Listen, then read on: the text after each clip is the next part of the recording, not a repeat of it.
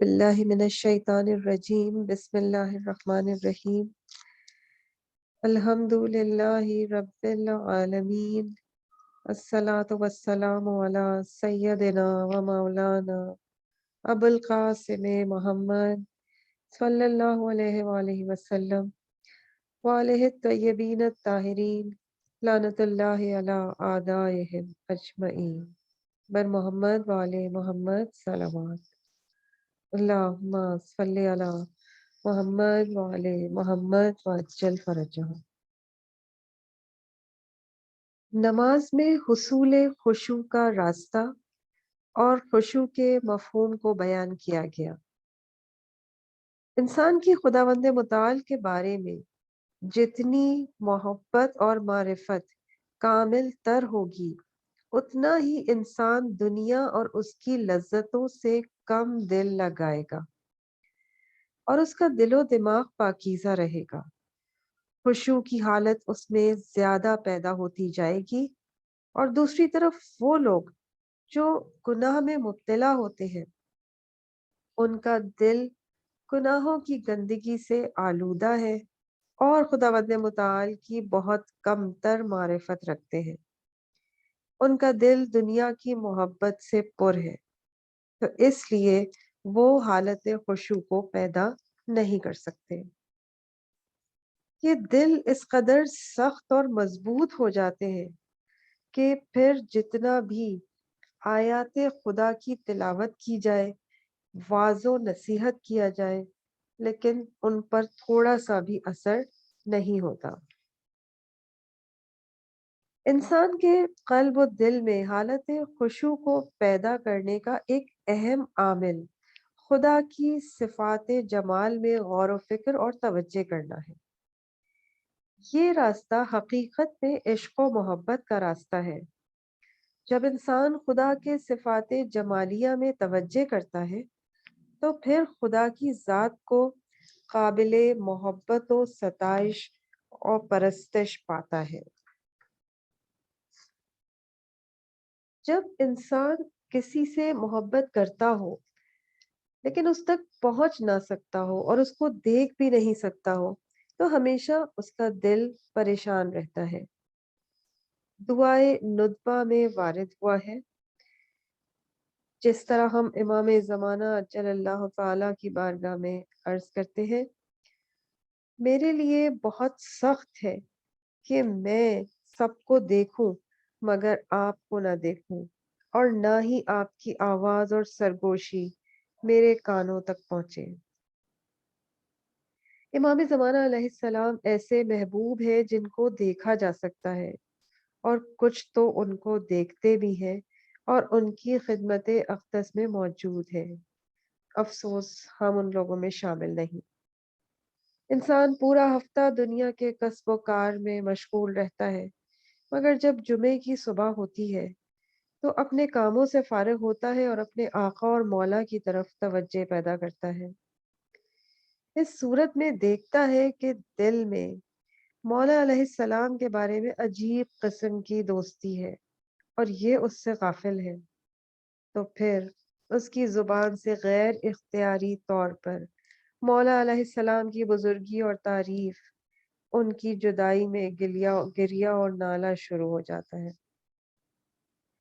دعائے عرفہ میں حضرت ابا عبداللہ الحسین علیہ السلام ذات اقدس خدا کو خطاب کر کے عرض کرتے ہیں، اندھی ہو جائے وہ آنکھ جو تجھے اپنا محافظ نہیں سمجھتی، یعنی اے کاش جب تجھے نہیں دیکھ رہا تو اندھا ہوتا اور دوسروں کو بھی نہ دیکھتا۔ یہ حالت اس حالت سے بہت مشابہ ہے جو کہ دعائے ندبہ میں ذکر ہوئی ہے۔ جب امام زمانہ علیہ السلام کی ذات اقدس کی طرف توجہ پیدا ہوتی ہے تو انسان پر ایسی حالت طاری ہو جاتی ہے۔ ہم امام زمانہ علیہ السلام کو دوست کیوں رکھتے ہیں؟ کیونکہ آپ خدا کے بندے ہیں۔ کون سا خدا؟ وہ خدا جس نے امام زمانہ علیہ السلام کو ایک ارادے کے ساتھ خلق کیا۔ امام زمانہ علیہ السلام اپنی عظمت اور جاذبیت، پاکیزگی و طہارت اور تمام انبیاء علیہم السلام اور اولیاء خداوند کریم کے جمال ذات کا جلوہ ہے۔ بس ان کا خدا جو کہ ان کا خالق ہے کیسا جمال رکھتا ہوگا، اور اس کی محبت انسان کے دل میں کیا کچھ کرے گی۔ دل میں محبت خدا کو پیدا کرنے کا راستہ وہی ہے کہ خداوند کریم نے جس کی تعلیم دی ہے۔ حدیث قدسی میں خداوند کریم نے حضرت موسیٰ علیہ السلام سے اس طرح خطاب کیا۔ روایت بیان کی جا رہی ہے بحار الانوار کی۔ اے موسیٰ، مجھے میرے مخلوق کے سامنے محبوب قرار دو اور میری مخلوق کو میرے سامنے محبوب بنا دو۔ حضرت موسیٰ علیہ السلام نے عرض کیا، خدایا کس طرح اس کام کو انجام دوں؟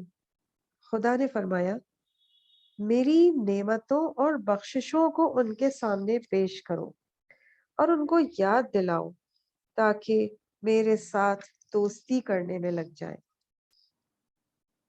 محبت خدا کے راستوں میں یہ ایک بہترین راستہ ہے جو کہ سب کے لیے سادہ اور آسان ہے، اور ہم سب عام لوگ اس پر عمل کر سکتے ہیں۔ خداوند متعال کی بے حساب نعمتیں اور اس کا لطف و کرم اپنی مخلوق پر بے حد و حساب اور بے شمار ہے۔ حقیقت میں ہم الہی نعمتوں کے سمندر میں اتنے زیادہ غرق ہیں کہ ان کا حساب و کتاب ہماری طاقت اور تصور سے باہر ہے۔ ان نعمتوں میں بعض ایسی نعمتیں اور چیزیں موجود ہیں جن کے حاصل ہونے کی ہمیں سرے سے خبر ہی نہ تھی۔ ایسے ایسے مواقع ہمیں پیش آئے کہ ہم محتاج تھے، ہمارا کام رکا ہوا تھا، ہمارے تمام دروازے ہم پر بند ہو چکے تھے، ہر طرف سے ہماری امید منقطع ہو چکی تھی۔ اس کشمکش کے عالم میں لطف خدا ہمارے شامل حال ہوا اور غیر محسوس طور پر ہماری مشکل حل ہوتی چلی گئی۔ ایسے مواقع ہم سب پہ گزرے ہوں گے۔ ان موقعوں پر ایک خاص قسم کی حالت انسان پہ طاری ہو جاتی تھی کہ انسان کے اندر خداوند متعال کے مقابلے میں شرمندگی اور انکساری کا احساس پیدا ہو جاتا ہے، حتیٰ کہ کبھی شوق اور رغبت کے اشک انسان کی آنکھوں سے جاری ہو جاتے ہیں۔ یہ شوق اس بات کا کہ کس طرح خداوند کریم نے اپنے لطف و کرم کو اپنے بندہ ناچیز کے شامل حال کیا ہے۔ یہ دل کی شکستگی صرف مصیبت اور تکلیف کے وقت یا عذاب خدا کی طرف توجہ دینے کی صورت ہی میں انسان کو حاصل نہیں ہوتی، بلکہ کبھی نعمت حاصل ہونے پر بھی شوق اور رغبت کی وہ حالت پیدا ہو جاتی ہے کہ آنکھوں سے اشک جاری ہو جاتے ہیں۔ اگر ہم کبھی اس حالت کو یاد کریں جو اچانک نعمت کے ملنے پہ ہمارے اندر پیدا ہوتی ہے، رقت قلبی اور شوق دل جو اس وقت حاصل ہوا تھا، یعنی نعمت کے حاصل ہونے پر وہی شوق دوبارہ ہمارے دل میں پیدا ہو سکتا ہے اگر ہم اس چیز کی اپنے آپ کو یاد دہانی کرائیں۔ اس مخصوص حالت کو مد نظر رکھیں اور دل کے اندر اس کا تکرار کرتے رہیں اور پھر باقی نعمتوں کی طرف اس کو جاری کریں، تو ہمارے دل اور قلب میں بھی خداوند متعال کی نسبت سے شوق اور محبت میں اضافہ ہو جائے گا۔ سچ تو یہ ہے کہ ہم امام حسین علیہ السلام سے خدا کی نعمتوں کو شمار کرنے کی تعلیم حاصل کریں۔ حضرت علیہ السلام عرفے کے دن جلا دینے والی گرمی میں جبکہ سورج نصف النہار پر ہے اس طرح گریا کر رہے تھے کہ گویا حضرت علیہ السلام کی مبارک آنکھوں سے بارش برس رہی ہو۔ اس گرمی اور تپش کے عالم میں کیا کہہ رہے ہیں؟ خداوند کریم کی نعمتوں کو شمار کرتے ہیں اور حضرت علیہ السلام کی آنکھیں کان، زبان، دل، جگر اور تمام اعضائے بدن ہر ایک ذکر خدا میں غرق ہے اور فرما رہے ہیں: اے میرے معبود، تیری کن کن نعمتوں کو شمار اور یاد کروں، یا کن کن نعمتوں کا شکریہ ادا کروں، جبکہ تیری اتنی نعمتیں ہیں کہ شمار کرنے والے شمار نہیں کر سکتے۔ یاد رکھنے والے انہیں یاد رکھیں۔ اور اے میرے معبود، میں گواہی دیتا ہوں اپنے ایمان کی حقیقت کے ساتھ، اور میں نے نور کے جاری ہونے آویزاں راستوں سے دیکھا ہے، اپنی پیشانی کی زمینی سلوٹوں سے اور اپنے خون کی گردش کے گڑھوں کی درزوں سے اور اپنی ناک کے نرم پردوں سے، اپنے کان کے سننے والے پردوں کی رگوں سے، اپنے دونوں لبوں کے ملنے اور کھلنے سے، اپنی زبان کی بات بنانے کی گردشوں سے، اپنے منہ کے اوپر نیچے کے حصوں کے ملنے سے، اپنے دانتوں کے اگنے کی جگہوں سے، اپنے کھانے پینے کے ذائقے دار ہونے سے، اپنے سر میں دماغ کی قرار گاہ سے، اپنے گردن میں غذا کی نالیوں سے،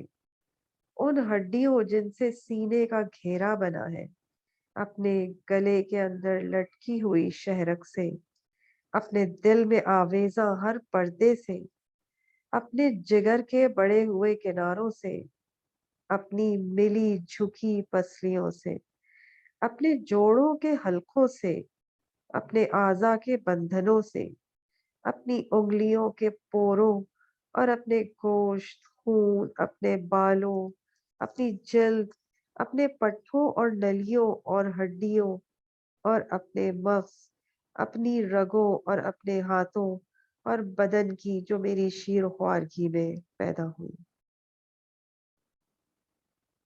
سچ ہے کہ خدا بند کریم نے ہم پر کتنا لطف و کرم کیا۔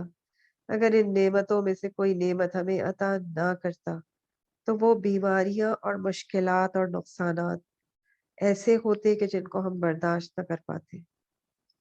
امام سجاد علیہ السلام کی مناجات میں ہم پڑھتے ہیں: خدایا، تیری بڑی نعمتوں میں سے ہمارے اوپر تیرے ذکر کا ہماری زبانوں پر جاری ہونا ہے، اور تیری اجازت ہمارے لیے کہ ہم تیری بارگاہ میں دعا کریں۔ ہو سکتا ہے شاید ہم اس بات کو نہ سمجھیں کہ یہ بھی ایک نعمت ہے کہ انسان اجازت رکھتا ہو کہ خدا کے ساتھ بات کرے۔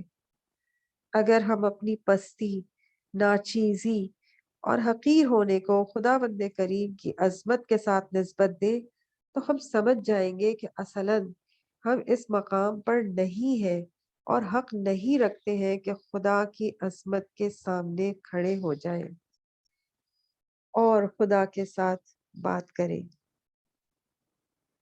خدا بند متعال نے ہمیں نماز پڑھنے کی دعوت دے کر کتنا عظیم لطف و کرم ہمارے اوپر کیا، کتنی بڑی عظمت اور بزرگواری ہمارے اوپر فرمائی ہے۔ اس نے نہ صرف یہ کہ ہمارے گناہوں اور نافرمانیوں کی وجہ سے ہمیں اپنی ذات سے دور نہیں کیا، بلکہ اپنی بارگاہ اقدس میں ہماری حاضری کی چاہت بھی رکھتا ہے، اور بجائے اس کے کہ ہم اس سے التماس کریں کہ اس کی بارگاہ میں آہوزاری کریں کہ خدا بندہ ہمیں اجازت دے کہ ہم تیری بارگاہ میں حاضری دیں،